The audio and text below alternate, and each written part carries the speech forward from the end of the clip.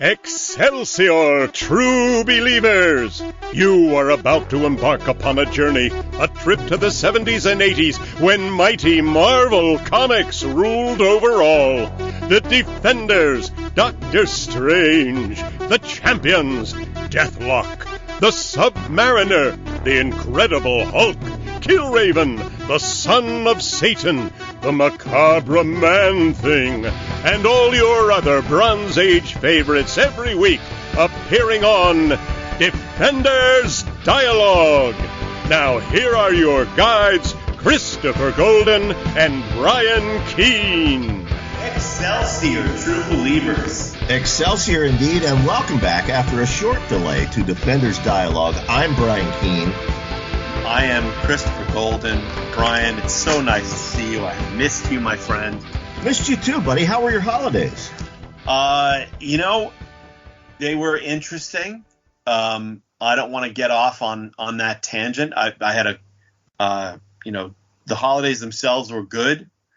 But I know I'm going to get myself in trouble with some people by saying that prior to COVID kicking in at the very beginning, we'd had plans to take my daughter to Disney World to celebrate her graduation from high school. Right. And she and I both are big Disney people. We love it. And that was the plan. We postponed that trip 3 times, rebooked the hotel, rebooked the airline tickets, the whole thing. And the third time we rebooked it for the 26th of December to the 2nd of January. Right. And we were feeling pretty confident about it. And then about 2 weeks before Christmas, Omicron started to kick in. And it wasn't, it was bad, but it didn't seem that bad until even just a few days before Christmas. And at that point, I was thinking about canceling. And my daughter, Lily, was like, hell no, you will not cancel. Right. And because then when would you go? And to go that week, the plane tickets that originally had cost us, I don't remember what they cost us originally, but like $300 round trip each. Right. We'd now paid almost 3 times that per ticket. Oh, wow. To go at Christmas time. Money I definitely did not have. Right. But so at that point, it was like, well, if I cancel this, I'm just going to end up with credit that I'm then forced to use at some point or lose, because they don't give you cash back. They give you credit. So the shorter version of this is we just said, in the words of the young people, we're going to full send it. So we went, and it was surreal and weird, and we wore masks obviously on the planes and in airports and indoors while we were there, and sometimes outdoors. There's no outdoor mask mandate even at Disney World. Yeah. As far as the actual number of people at Disney World, Brian, honestly, you would not think that there was anything going on. Right. You saw many people, everybody inside had masks on, and everybody outside, some of them did, but so many people. And it's just but we managed to get home with my future daughter-in-law was with us for the first 4 days. She did end up getting COVID. She's fine. I don't know if she got it on the trip or if she got it on the plane coming home or whatever, but the rest of us were fine. Yeah. I feel like you got a taste of what it's like for me living here in rural America.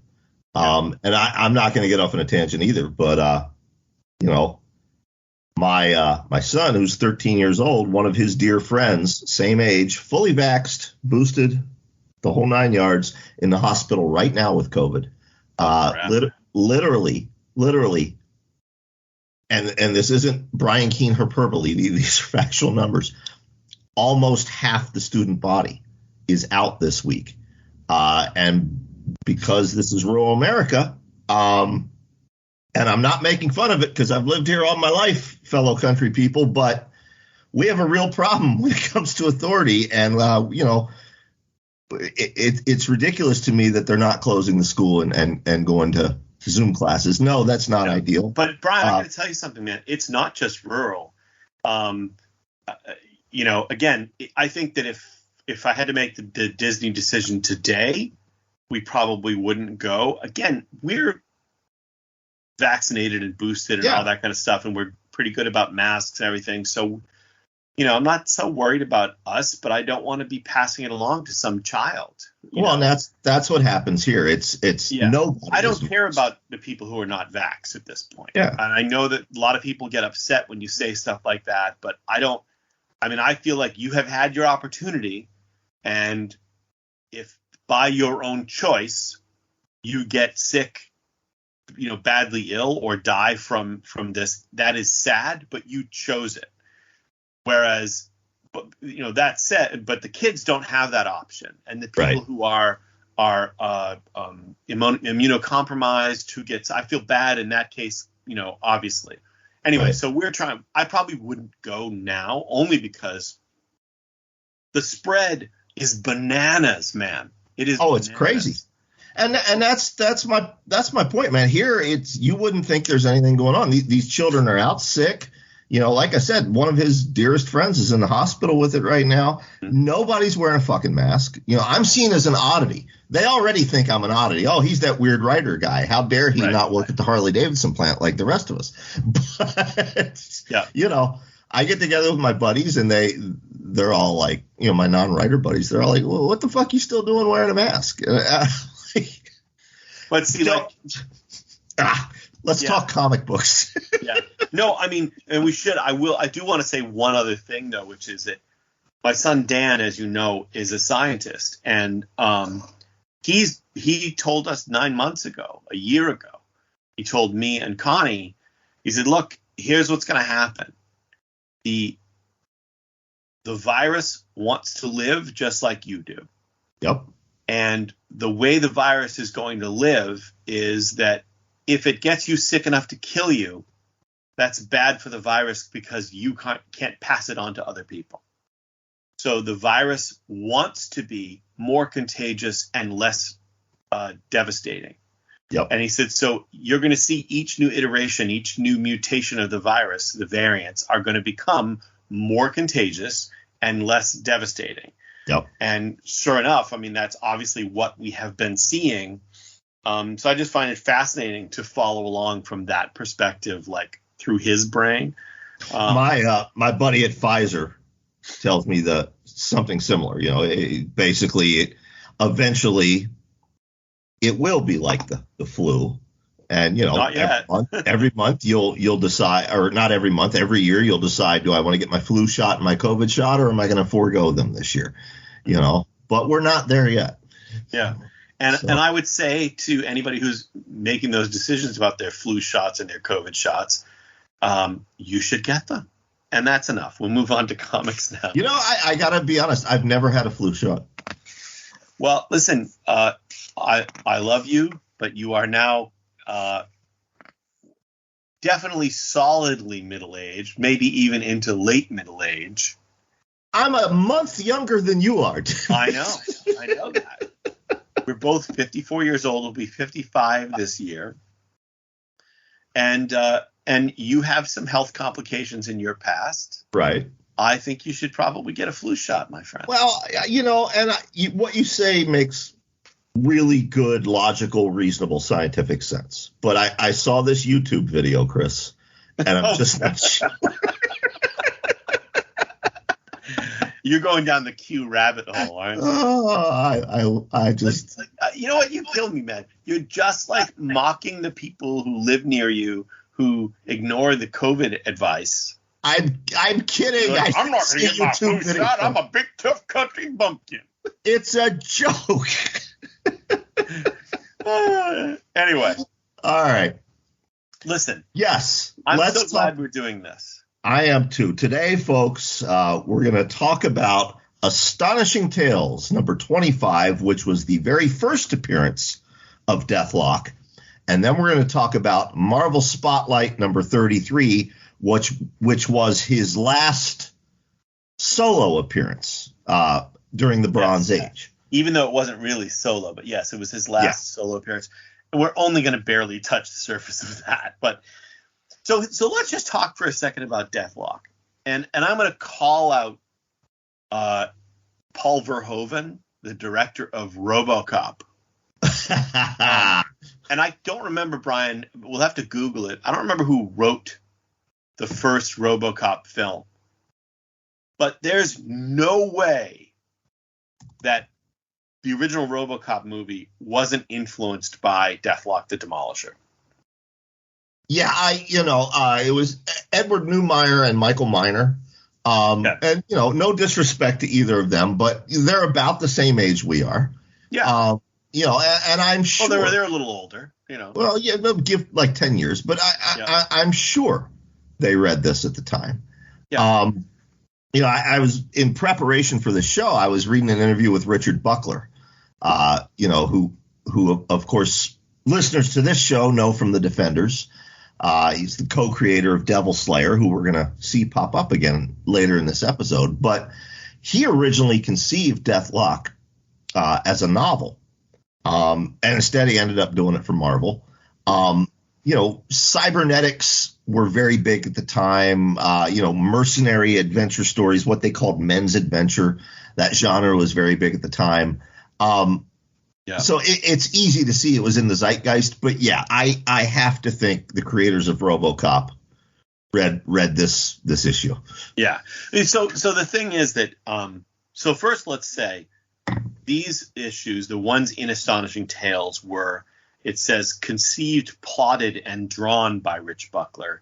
Again, as you said, because he originally plotted it as a novel, and scripted by Doug Mensch, who is one of the finest comic writers working at Marvel at this time. Buckler himself, not a great writer. And I think it's probably, I imagine, for me, it would be a double-edged sword if I had created this. Because on the one hand, had you done it as a novel, you'd own it. But had he done it as a novel, it might have been published or not. Right. I'm sure it was unable to be published, and that's probably why he did it as a comic. But even if it got published, it might have been published and promptly forgotten by the world. And instead, it's a character we're talking about in 2022. And doubtless it has appeared, a version of Deathlok has appeared in Agents of S.H.I.E.L.D., but doubtless will appear again. And so I'm sure it's a double-edged sword, but I'm glad as a fan that it went this way, because Deathlok, again, like Killraven, the other character from this same period who was set in the future of the Marvel Universe, just a great standalone character from this era, when they were trying new things. Exactly. Go ahead. No, I agree. I think I believe it was Scott Edelman might have said it on this show, that era that nobody was paying attention to what they were doing, and they would throw stuff at the wall, and if it sold, hey, keep doing it. More like that. Right. Of course, the high point of that was, Stan Lee on the college lecture circuit being asked about Howard the Duck, and he didn't think Marvel had a character named Howard the Duck. He didn't even know that was going on. But yeah, I don't know how much of a blow by blow we want to do here. We've talked about this future setting when we were doing The Defenders. It's set in the near future, when corporations pretty much outrule governments. How about that? Right. And by the way, when we say near future, it was the near future then. Now it's the distant past. Yes. It starts in 1983. Yes. And then goes later up to 1990. Right. Right. Yeah, but it basically, corporations control what's left of the world. Climate change has run amok, and during the storyline of Deathlok, we find out there's been a large-scale nuclear war as well. And despite this, we still have a lot of technological advancements, one of which is cybernetics. And that is what he is. He's, in a nutshell, he was a soldier who died during the war, and they kept his body frozen. They reanimated it with computers and with machines and with hydraulics. He has very little human left to him. Yeah, the flesh that's on him, it's the flesh of a corpse, and there are chemicals that keep it from rotting away. But he is dead.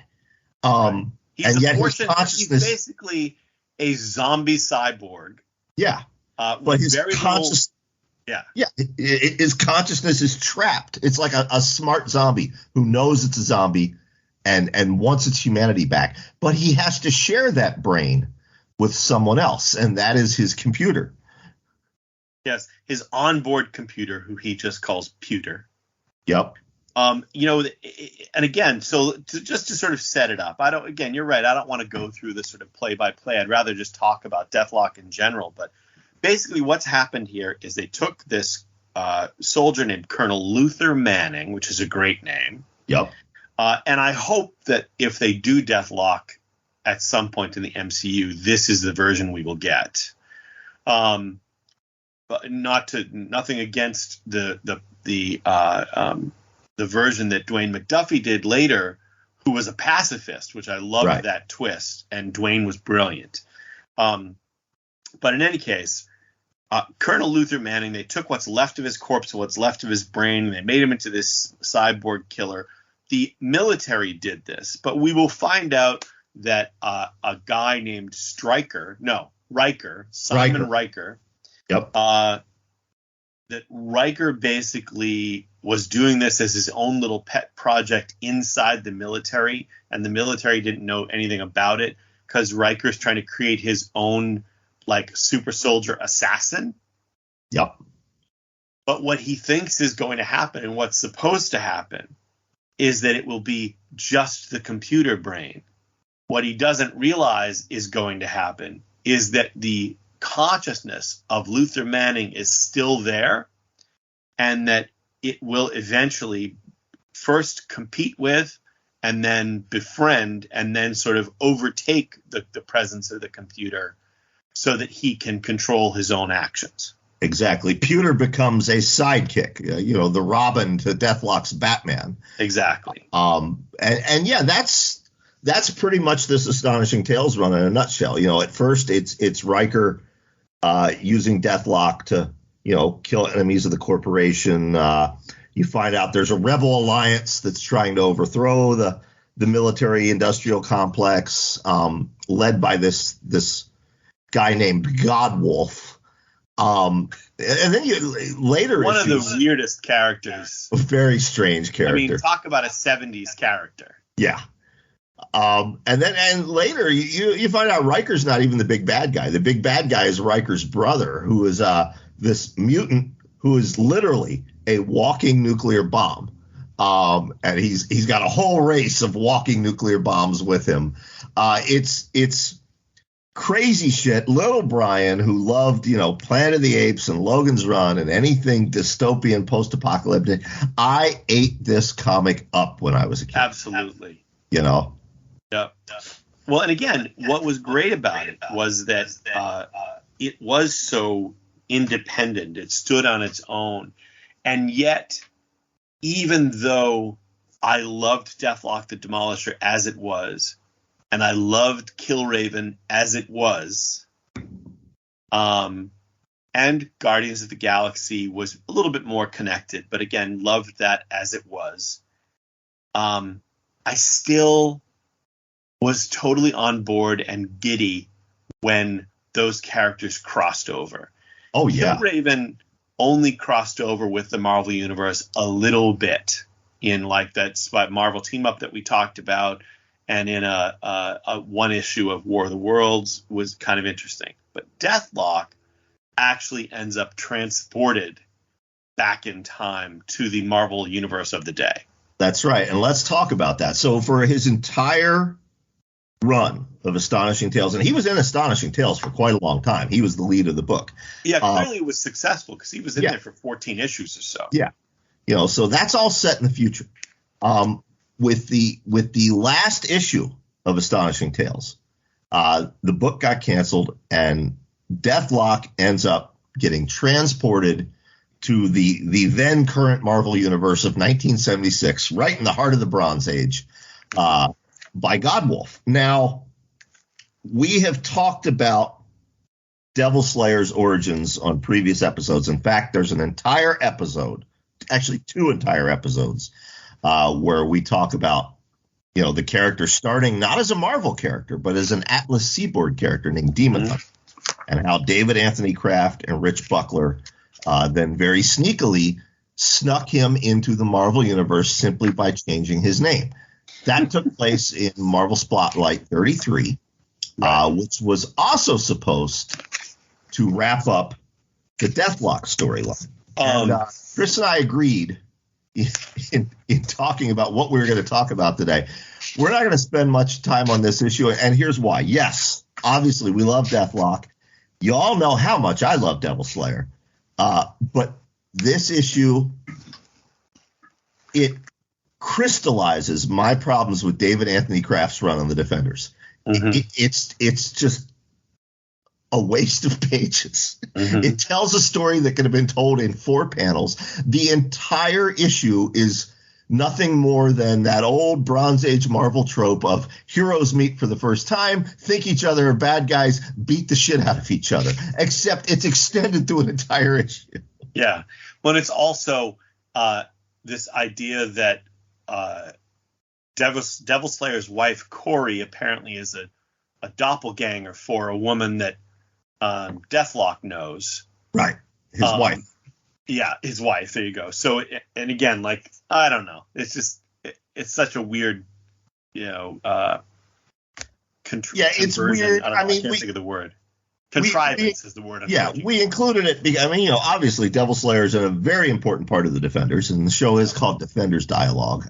It's his first. I'm going to interrupt you for a second and back up and just say, prior to the issue that we're talking about now with Devil Slayer, there was a far superior Marvel team up with Spider-Man and Deathlok, which is part of the same storyline as the Spider-Man and Killraven Marvel team up that we talked about when Spider-Man was bopping around the Marvel Universe on Doctor Doom's time platform. Right.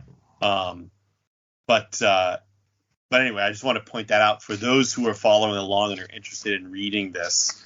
That story is great. There is a Marvel Masterworks that collects all of this Deathlok stuff, and I don't know if there's a complete collection like a paperback one, but there probably is. But anyway, back to Marvel Spotlight 30. Well, yeah, the important thing about this issue, and the reason we wanted to touch on it, it sets up much of what would come. Obviously, it sets up Devil Slayer making his way to the Defenders. Now, is this the first appearance of Devil Slayer in the Marvel Universe? Absolutely, yep. Okay, I didn't know that when I was reading it. They give his backstory, like it's new to Marvel readers. All it is a recap of that Atlas Seaboard first issue of Demon Hunter. Right. It's literally a recap of that. All they did is they recolored his costume and called him Devil Slayer instead of Demon Hunter. So they snuck him in, which I think is hilarious. But so it sets up him with the Defenders, but more importantly to me, as a Deathlok fan, it sets up that, okay, Deathlok is now going to be in current Marvel continuity for the foreseeable future. And I remember as a kid being so excited. I'm like, oh, this is going to be awesome. And nothing ever comes of it. He next appears and you see the blurb at the end of this issue, look for him in Marvel 2-in-1. Right. And he becomes a regular supporting character in Marvel 2-in-1 as part of Project Pegasus. But he's basically just like eventually he's sort of just like security or something, right? Well, yeah, he ends up first they turn him off because they don't know how to control him. So for like 12 issues, you just see him in the background in like suspended animation. And, right. That's right. Yeah, preteen Brian is like, the fuck is this? But yeah, eventually he's security of the place, and he'd show up for 2 panels an issue and talk to Ben Grimm and talk to Quasar and talk to Black Goliath, and it was very frustrating for me. Then eventually Shield uses him for something else, and they have to deactivate him again. He gets an 8-page backup in an issue of Marvel Fanfare. And then that was it until Dwayne McDuffie reinvented the character, a new Deathlok, as you said. No, I will call you on that. Fortunately, you're wrong. Oh, am I? Yeah, because it's in this Marvel Masterworks that I have, and I have not read these, and I'm going to these issues. But the Luther Manning Deathlok appears in 3 issues of Captain America. You're right. 287 and 288. JMD Mateus. Exactly. I thought those took place before the. Oh no, yeah, you are right. Jesus, how did I forget about that? Yeah, Mark, I know you listen. I apologize. That's okay. Yeah, I'm sure they are. Mike Sex. Whether or not these issues of Captain America could be considered Bronze Age, I think is up in the air. They're probably not Bronze Age stories, really. Right. But they are the 3 issues featuring the Luther Manning. Yeah, you're right. There was that iconic Mike Zeck cover with Cap, Shield, and Deathlok being reflected in it. Yes. I can't believe I forgot about those. Yeah. So I want to read those actually. Once we're done with this week, I'm going to try to read those just because I've never read them. Yeah. Yeah. And no, they're great. I remember. Now that you mentioned, I remember seeing that on the stands and getting so excited that the character was back. Because before that, it was like I said, the Marvel Fanfare 8-page-ish story, and it's literally him in suspended animation at S.H.I.E.L.D. the whole time. It's like the most boring thing since you had an issue devoted to Aunt May having tea and cookies, Yeah. But wow, I'm going to have to reread those this week too. Yeah, I think, and again, this is this interesting thing where I had a political pundit, Seth Abramson, and I had a little exchange on Twitter the other day because he was sort of complaining about there being too much MCU stuff. Right. And I responded and said, well, the good thing about it is you don't have to watch it. There's no like rule that says you have to watch the things if you don't like them. And as you go forward and there's more and more of it, certainly some of it is going to be better than others. For instance, I thought Hawkeye was fantastic. Right. And while I think J. August Richards, who's the actor who played the Agents of S.H.I.E.L.D. version of Deathlok, is a very sweet guy and a talented actor, I wasn't a fan of that Deathlok. It was really kind of cheesy. But I think a Deathlok movie set in the future that ends with him ending up in the MCU would be great. I agree. I think that would be fantastic. And, there are a million ways to do it, but I think there are still characters who are untapped, who, are probably likely to remain untapped, Yeah. But yeah, my dream pitch, and Marvel never went for it. I pitched it 3 times. That's how passionate I was about it. Was a new version of Exiles, with I can't remember the mutant girl's name. She was the only character that was in every iteration of Exiles. Blink. Thank you. But it was basically my version of the Defenders. But it was Blink, Deathlok, Luther Manning Deathlok, Killraven, Martin X from Guardians of the Galaxy, and the elf with a gun. And they're displaced in time, traveling through time, having hijinks and adventures. Yeah. Well, now they're about to launch this series called Avengers Forever.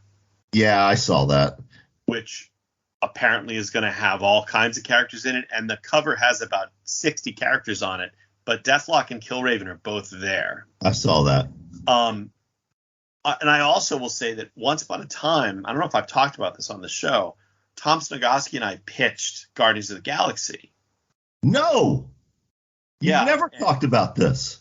And I still have the pitch, and it's available online somewhere because we did an interview with Rich Johnston at one point where we gave him the pitch that was turned down. And honestly, at the time, before a bunch of stuff that came later that I thought, and I was so happy with this pitch. I thought it was so good. And basically it was the Guardians of the Galaxy that we are familiar with from the original comics, the classics. Right. I don't remember if we had Vance Astro in there, but Charlie 27 and Martin X and Nikki with the fire hair and Yondu. But there was also Erica Killraven, the daughter of Jonathan Killraven. Oh, wow. And the threat was a mutated version of the Badoon. Yeah. Who'd become these Badoon super soldiers who could be dropped from orbit. Yeah. So basically the ship didn't even have to come into Earth's atmosphere or the planetary atmosphere. They literally could just drop them and they could survive planetfall. Wow. In fact, the arc was called Planetfall. Right. And they could just drop down and land and just destroy everything around them. And it was some pretty cool shit. And some version of that idea did eventually show up, of the aliens being dropped independently without ships or anything. Yeah. In some Marvel comics somewhere, but I don't remember what it was. But yeah, man, that's one of the ones that got away for us. Wow. I don't know that I've ever talked about it on the show. This will probably be the last time we'll talk about Devil Slayer. I did that 4-issue Devil Slayer revamp for the Marvel's Max line, and it sold really well. The Max line was known for Garth Ennis's Punisher, which always sold well, and then a bunch of other stuff that didn't sell so well. But there were some standouts. Dwayne Straczynski's Werewolf by Night reboot did really well. Devil Slayer did really well. And they were all set to do a sequel, so I pitched what would have been the Max version of Son of Satan. It was a Devil Slayer follow-up where he's in Somalia fighting these pirates, because at the time Somali piracy was really big in the news. And these pirates actually worship Marvel's version of Cthulhu, Cthon. Right. Turns out the shipping company is owned by Damon Hellstrom, who shows up to save his own merchandise. But the Max version of Damon Hellstrom, he was the son of Satan. Therefore, he was the Antichrist. He was Damien Thorne in the Marvel Universe. Okay. And he was a villain.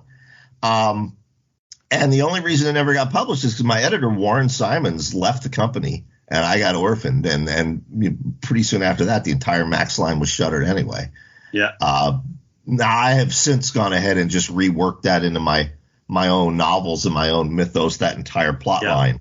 That's always what happens, though, isn't it? Yeah. You're things get absorbed into other things, Exactly. But so speaking of other things, what are we talking about next week? Because it's your turn to pick. Dude, next week, and I'm excited to do this. We're going to go back to basics, my friend. Next week, we're going to cover Marvel Spotlight number 5, the first appearance of the modern flame-headed Ghost Rider.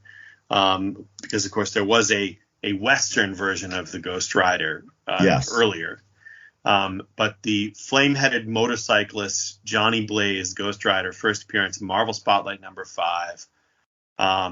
I feel pretty confident that we are going to see a Ghost Rider in the new Doctor Strange movie. I could be wrong. I can't say anything. Yeah, I have a feeling that at least he's going to show up. And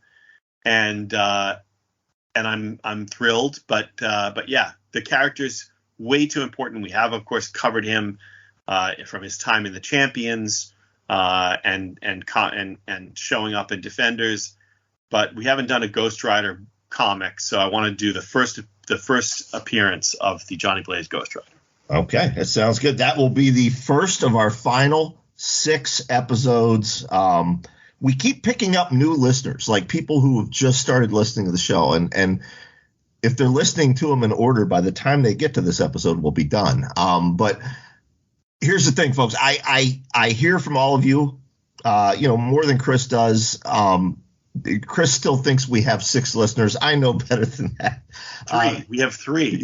No, we have 4 because Hank Wagner's granddaughter Emma listens. Yeah. So some folks, several folks have been saying, if you guys started a Patreon just to fund the show, we'd support it.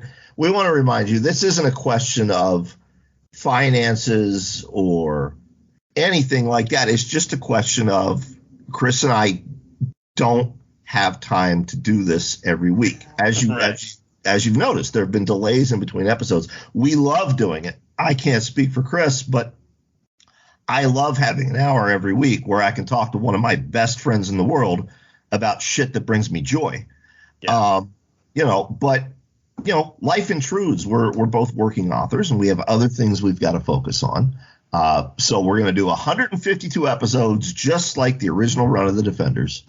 And as you said, next week, Marvel Spotlight what is it, 5? Number 3? Number 5. Number 5, the first appearance of the Bronze Age Ghost Rider. We'll do that. And I'm with you, Brian. Listen, I'm going to really miss this when we're done doing it. But I do feel like I love doing it so much, but the stress of like, oh my God, we haven't recorded. We need to record, add it into everything else. I'm just glad we've reached January. It's a little quieter. We should be able to get these, new episodes done in a reasonable period of time. Exactly. You know who's not going to miss doing this? Matt Wilderson. Matt Wilderson, our engineer extraordinaire, got to get his plug in, and what a segue. Yes, folks, if you have enjoyed Defenders Dialogue, as I said, it's not a financial issue for Chris and I because, we've never exactly charged money for this show.